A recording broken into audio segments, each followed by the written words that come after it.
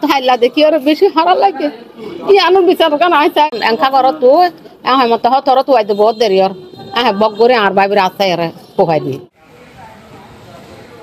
ঘটনা হয়েছে যে নিয়ে একটা মেয়ে রূপা বলে ওনার মা নাকি উনি নাকি যার সাথে ঘটনা হয়েছে উনি ওনাকে নিয়ে চলে গেছিল। এখন বাসায় নিয়ে আসছে ওনার মা বাবা যখন বাসায় নিয়ে আসছে তারপরে ওনাকে ভালো করে দেওয়ার জন্য চেষ্টা করছিল। মেয়ে বলছে আমি এখানে থাকবো না, ওনার সাথে চলে যাব এরকম বলছে। আর ওনার মায়াকে ধরে নিয়ে গেছে। মায়াকে যখন ধরে নিয়ে এসে তখন ও পথে ছেড়ে ওইটা ওনার মাকে মারছে, রূপার মাকে মারছে। তারপরে উনরা ওখানে ঝগড়া করে চলে আসার পরে এখানে আমার মা বাসায় দাঁড়িয়ে থাকছে। উনি নাকি দা নিয়ে চলে যাওয়ার পরে আমার মার হাতটাই ফুফাই দিছে। আর আমাদের বাসায় সব কিছু ভাঙে চুরে লুটপাট করে ফেলছে। যার সাথে ঘটনা হয়েছে ওর মায়ে ওনাকে দশে, আমার মা এখানে আসে নাই।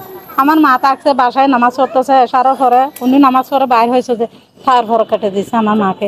যখন তলি মার কুফার আর বাবে হয়তো কি এড়ে এঙ্গুর মন মারা কি এড়ে কেন দেখ হয় নিয়ে লিয়ার যখন এসে এড়ে কি কেঙ্গুর মন এঙ্কা কর তুই হ্যাঁ মত তোর তুই আইতে বহুত দেরি ওর হ্যাঁ বক করে আর বাইবের আস্তায় এর পোকাই দিয়ে আর বাইবের নিজে রকম নির্যাতন নি জবাদি আল্লাহ তো হাইলা দেখি ওর বেশি হারা লাগে ই আনু বিচার কান আইসা আছি জাদু মনি তুই যে সব রক্ত কিন গিয়ে ইন 10 হইন বা 20 হইন আর জন রক্ত দিল তো গা নলাইব।